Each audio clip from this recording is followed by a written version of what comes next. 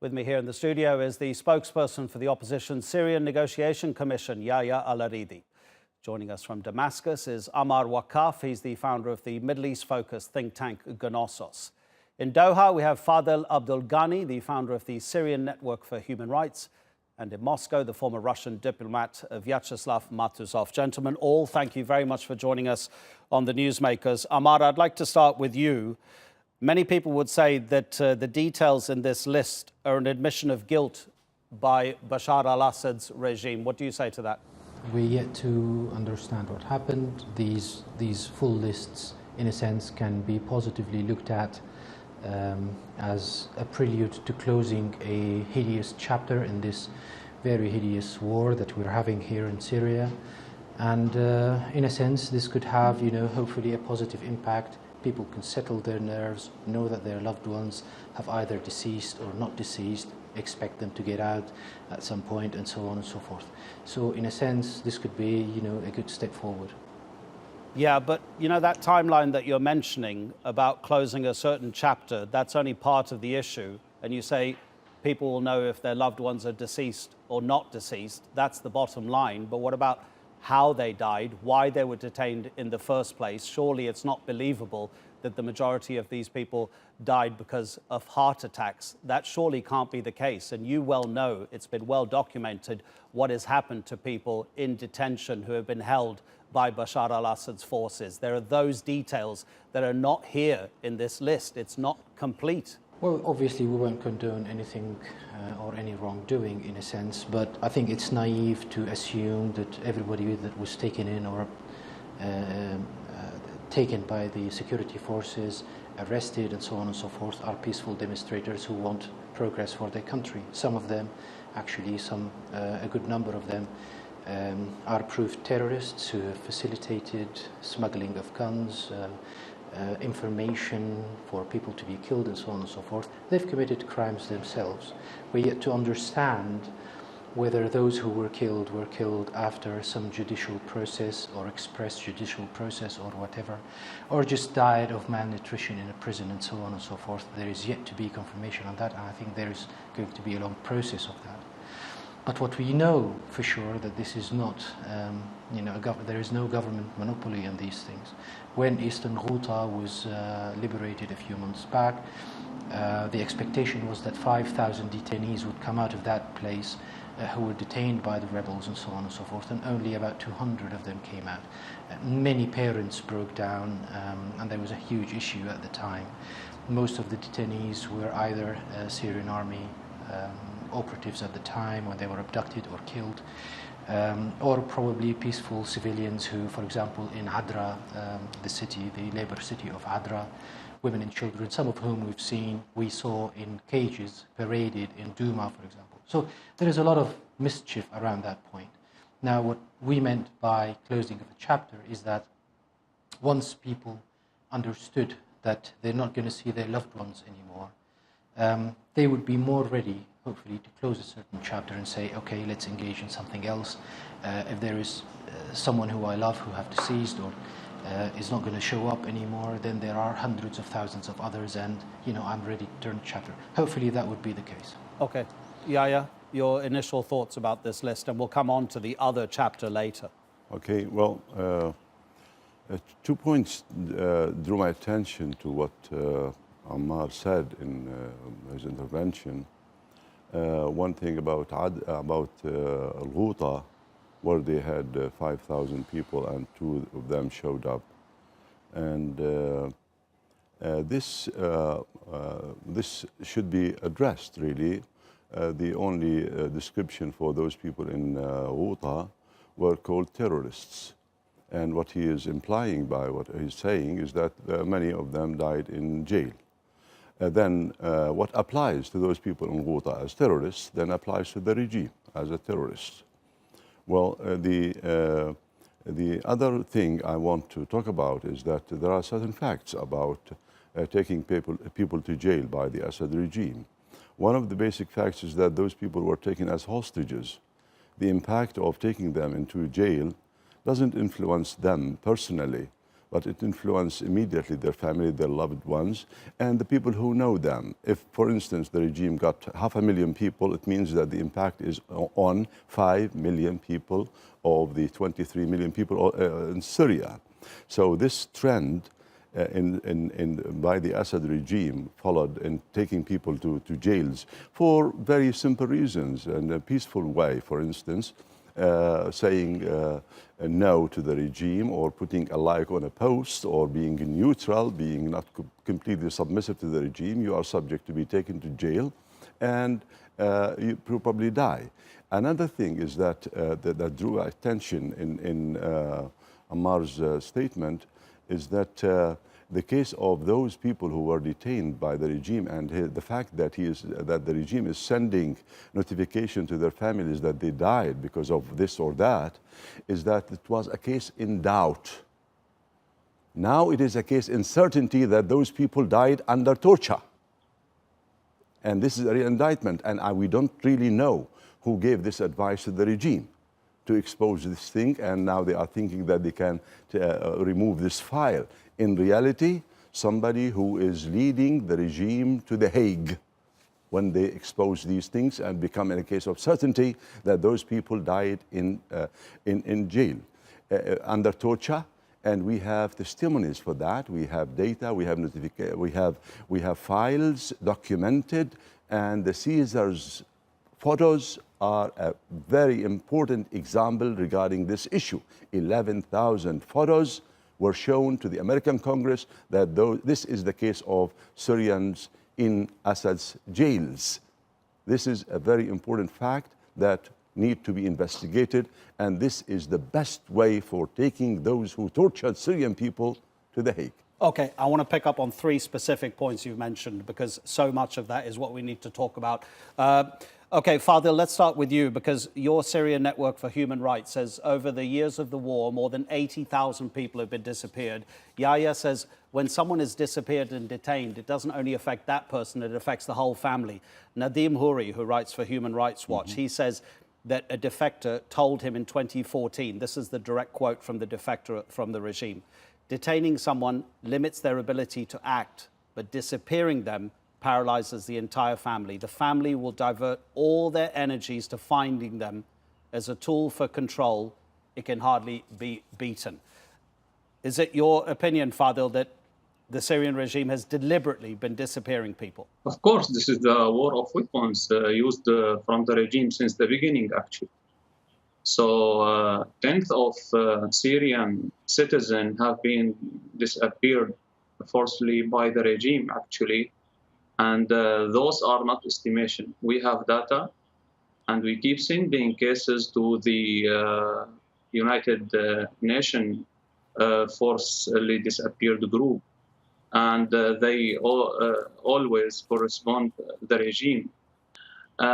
So now we are, what's happened now? Now the regime is trying to reveal the fate of some cases. Now approximately 600 cases have been revealed.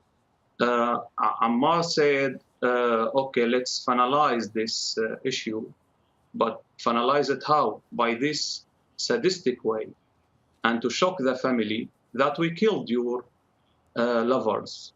We killed them because of torture, the majority of them, some of them executed by the military court. But and without any independent investigation, we don't know what is the criteria for the regime to torture those Syrian citizens inside the center detention, or to sentence them by the military court. They don't have any types of rights by lawyer or by allow their family to know who's captured them or who arrest them or to visit them. They have been disappeared since some of them more than 4 years, 6 years. And we have those individually. We have their Syrian cards, Syrian ID cards. We have the testimony from the families that where those have been arrested. So we have all the documents. By other hand, the regime now by announcing their fate, the regime actually accused himself. Why? Because the head of the regime, and Ammar knows that, and the Russian as well, declared several times that we don't have forcibly disappeared Syrians. We are not arresting people.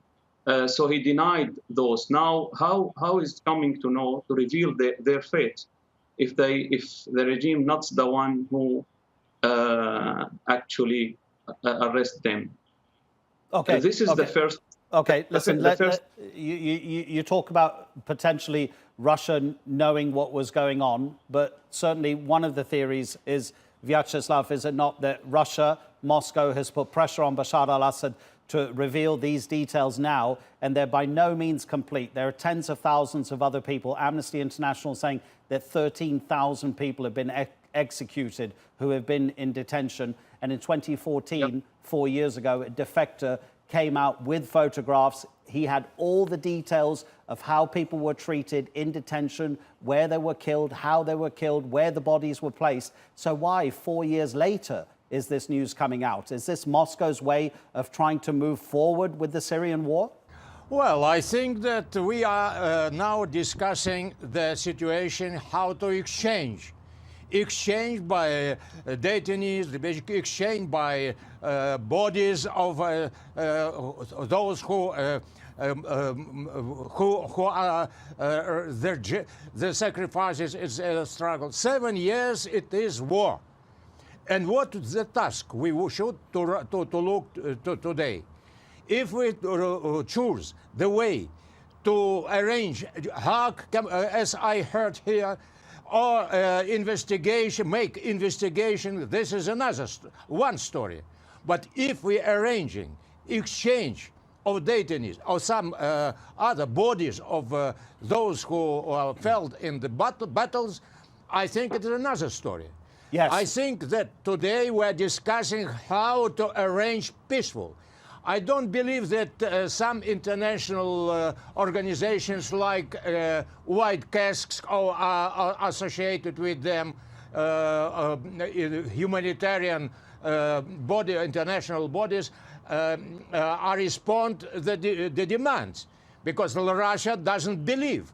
And we do know exactly right now that White Casks were connected with terrorism. Okay, that's a separate issue. Vyacheslav, that's a separate issue. False information for international bodies. Okay, we're talking specifically. We're talking specifically about what's happened to people who have been detained by Bashar al-Assad's forces. Yahya, Vyacheslav says it's time to talk peace, that this is a way forward to reach a peaceful negotiation. You represent the opposition.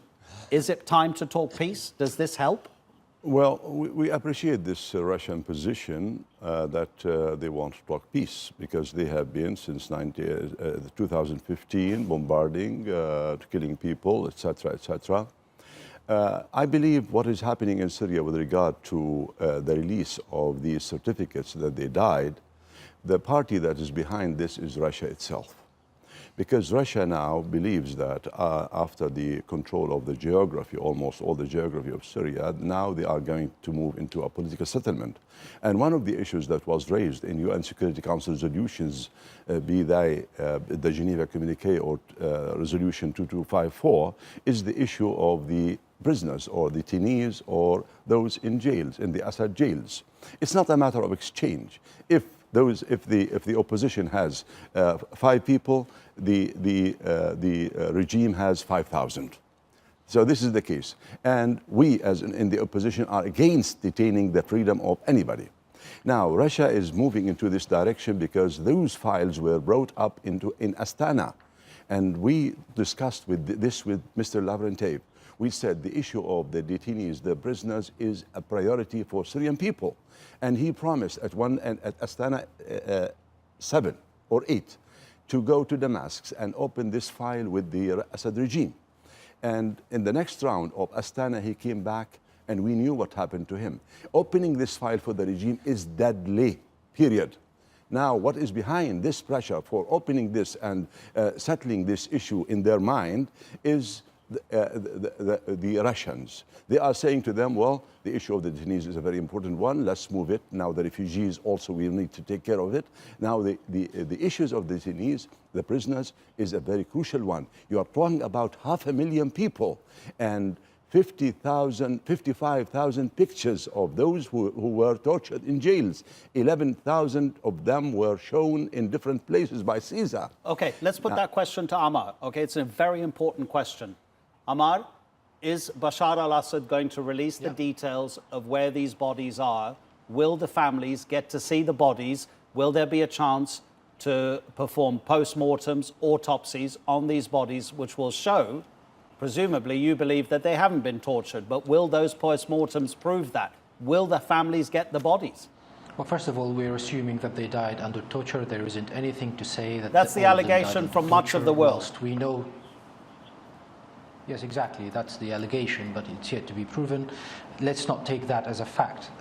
Some of them might have died from all sorts of causes. Now, what the government plans to do, we don't know. We actually don't know. We're just here to monitor and try to explain what is happening. What their plan is, we don't know. Why they haven't made this move last year, for example, we don't know. Presumably, one might think, is that they were thinking that at the time it might have led to more turmoil. Let's delay it a little bit, for example, to this year and so on and so forth, whilst the state is more stable and everybody is trying to buy in a more stable state. Now, there is this image that is distorting the whole. There is this perception that is distorting the whole way we look at this. Take, for example, a state official whose task is to protect people. Would he be inclined or encouraged to take or arrest people and try to get word out of them, no matter how he does that, in order to prevent the next suicide bomb? We've seen, for example, in the past few years in the city of Homs, where suicide bombers target children and schools. Incident after incident, the people of Homs went to the streets and asked for the sacking of the governor. State officials have been throughout this whole episode, ugly episode, under tremendous pressure. They wanted to prevent suicide bombers from getting into civilian areas. Now, would they come and try to pluck out whatever information in order to protect these people? I'm sure they would. That's not condoning, though, that there was no apparently due judicial process where they were tried and whatever it is, even executed. We don't know. But this has been an ugly scene. Now, we need to look forward. And the way to look forward isn't only for people who had relatives or loved ones detained with the governments, but it's also the other side of the equation, which are people who had detains within the terrorist groups in, for example, Latakia, Damascus, Ghouta, and most recently actually in Suwaida. People do care about these loved ones and what they have been. I mean, I'll give you an example, personal example. I had a cousin who died in 2013 when his unit in Eastern Ghouta was overrun by, I think, Jaish al-Islam or whatever it was. Now, the Jaish al-Islam people kept ringing his parents using his mobile phone, telling them that your son is alive and we need this money and that money. They abused them, basically. They abused their emotions. There are all sorts of chapters, hideous chapters, associated with the detainees. It's not only the government. Okay. It's only part of it. I understand. The government is only part of it. So we need to look in a more holistic way. Sure, absolutely. Okay, we're running out of time, and you've been throwing it forward. I've been continuing to bring it back to the detainees and the updated registry of those who have died. So just in the last few minutes, Fadel, how do you see the future of Syria as far as Syrians themselves are concerned? Is it possible, even when this eventually ends, for such a divisive and brutal conflict to allow people who are on opposing sides to live in the same place? Or will those who eventually lose this battle have to leave Syria? Of course, the Syrian society, which they make the uprising, will not accept that their lovers died because of torture or forcibly disappeared without any type of investigation. The accountability for those who committed the crime against humanity, tens of thousands of crimes against humanity, the only way to move forward. We need the government and the regime to be to held accountable, actually. Otherwise, the Syria will be unstable for decades, actually, and the revenge will be the only way. It's unfair, actually, to compare the systematic tens of thousands from crime against humanity from the regime himself by other groups. If we compare the scale, the regime committed more than 85% from the regime and his allies, the Russian and the Iranian, 85 till 90% from the total crimes. So if there is no accountability, there will be no justice at all. The society will be unstable. So that, based on that, we believe that this regime will be unaccepted at all from the Syrian. And if the Russians care about the Syrian stability, they should bear in their mind to remove this regime, and of course the Iranian are engaged with the regime in those crimes. Okay, listen, we're just running out of time, Father. You mentioned Russia saying it should remove the regime. Vyacheslav, that's never been anything that Moscow would accept. So what's the bottom line for Russia when it comes to resolving this conflict? Since your country entered the war in September 2015, Bashar al-Assad's forces have been regaining territory. When will you stop supporting the regime and allow the Syrians themselves to sort out a political solution? I think that the Syrian government proved that stability and proved that it is governing all the Syrian territory, approximately. So now we are talking about exchange of those who felt in this struggle during 7 years. And future is only one, to forget about war, not to convert this discussion into the prolongation of war. It is discussion to how to end the war, but not how to arrange accusations, court, and many other. Is it necessary? It will be specialists who will investigate all cases. I cannot believe in many investigations because I do know that quite a lot of documents that were shown during 7 years of war were falsified. They were not true. They were means of war, but not means of peace. Okay. I think that now the question is how to achieve peace, how to help Syrian people, not only government. Okay, listen, thank you. Yeah, I can give you 30 seconds, but no more. In terms of what Vyacheslav says in negotiating the end of the war, where are we in 30 seconds? For Russia, you cannot have a proverb in English that says you cannot have the pie and eat it. You can't keep the pie and eat it. They want to keep the regime. At the same time, they want just to settle all these things. It's like sewing a wound when it is still bleeding. This regime is the best prescription for the continuity of destruction, for detainees, for displacement of people, for the misery in Syria. They want to keep the regime and they want to rehabilitate it. At the same time, they want to close these files which are unclosable, if I can say so. Now, as Vyacheslav superficially believes that it's a matter of exchange of 5 people for 5,000 people, it's not that. We just sympathize with those people in the coast, in Tartus, in Latakia, in Sweden, like we sympathize with other people who have been being detained for 5 years or more now.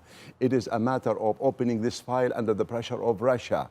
Russia cannot do this way if they want Syria to come, Syrians to come back to life and to want Syria to start all over again. This is not the way to settle things. Okay, and we have run out of time. I'm so sorry. Gentlemen, thank you very much indeed for joining us on the Newsmakers.